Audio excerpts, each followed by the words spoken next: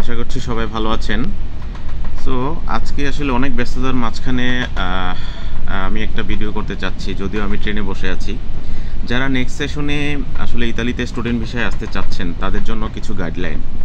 প্রথমত হচ্ছে যে অলরেডি যারা ইউরোপে আছেন স্টুডেন্ট ভিসাতে, লাইক হাঙ্গেরি, লিথুনিয়া, মাল্টা বা সামথিং লাইক দ্যাট, অন্য যে কোনো একটা কান্ট্রিতে আছেন, তাদের জন্য খুব সহজেই হচ্ছে ইতালিতে স্টুডেন্ট ভিসা পাওয়া যায়। এবং ইতালির একটা সবচেয়ে মজার বিষয় হচ্ছে যে ইতালিতে পড়াশোনা একদম ফ্রি। এখানে বিভিন্ন ধরনের স্কলারশিপ আছে, প্রত্যেকটা স্কলারশিপ প্রত্যেকটা স্টুডেন্টই পেয়ে থাকে কম বেশি। সো আপনারা এখন থেকেই ফাইল প্রিপারেশন শুরু করে দেন। বিকজ অফ হচ্ছে ইতালির ভিসা প্রসেসিংয়ের জন্য যেই প্রি ডকুমেন্টগুলো রেডি করতে হয়, সেটা অ্যাকচুয়ালি আসলে অনেকটা সময় লাগে, অনেক সময় 3 মাস সময়ও লেগে যায়।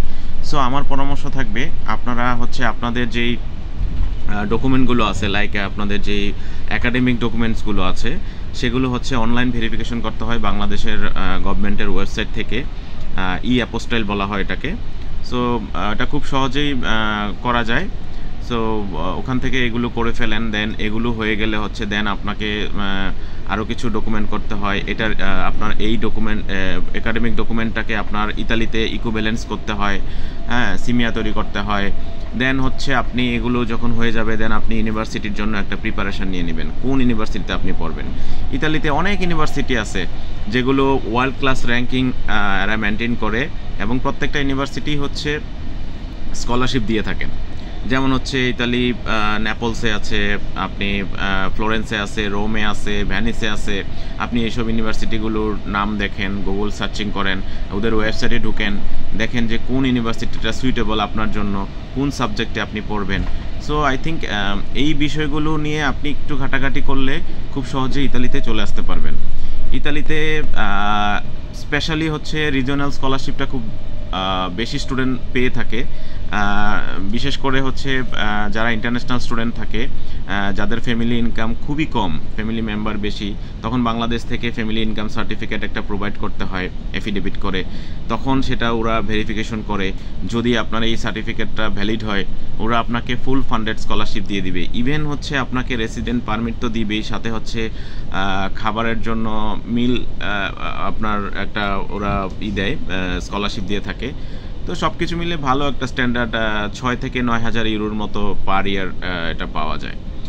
সো আরও কিছু আছে, যেমন যারা অলরেডি ইউরোপে আছেন তাদের জন্য এরাসমাস থেকে স্কলারশিপ দেওয়া হয়।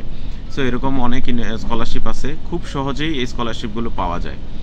আর বাংলাদেশ থেকে যারা আসবেন স্পেশালি তাদের এই ডকুমেন্টগুলো তো ম্যান্ডেটরি, প্লাস পাশাপাশি হচ্ছে যে আরেকটা বিষয় লাগবে, সেটা হচ্ছে যে এম্বাসিতে এখন একটু শিডিউল পাওয়াটা একটু ডিফিকাল্ট। সো আপনারা চেষ্টা করবেন ওই ডকুমেন্টের পাশাপাশি ইউনিভার্সিটিগুলোতে অ্যাপ্লাই করার পাশাপাশি এম্বাসির ডেটটা যেন নিয়ে নেওয়া যায়, এরকম একটা প্ল্যানিং করে আগাবেন। এবং একটা জিনিস মাথায় রাখতে হবে যে অলরেডি কিন্তু আগামী মাস থেকে, মানে নভেম্বর থেকে অ্যাপ্লিকেশন প্রসিডিউর শুরু হয়ে যাবে নেক্সট সেশনের জন্য। সো আপনারা মেন্টালি প্রিপারেশন রাখেন এবং একটু অ্যানালাইসিস করেন কিভাবে আসা যায়। ইতালি গভর্নমেন্ট আসলেই পড়াশোনার জন্য খুবই সুন্দর প্রসেস তৈরি করে দিয়েছে, এবং এখানে পড়াশোনা পদ্ধতিও ভালো, এবং প্র্যাকটিক্যাল এবং রিসার্চের জন্য এরা যথেষ্ট ফেসিলিটিস দিয়ে রাখছে।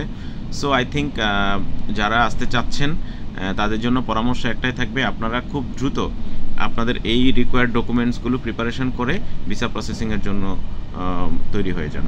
ধন্যবাদ সবাইকে, সবাই ভালো থাকবেন।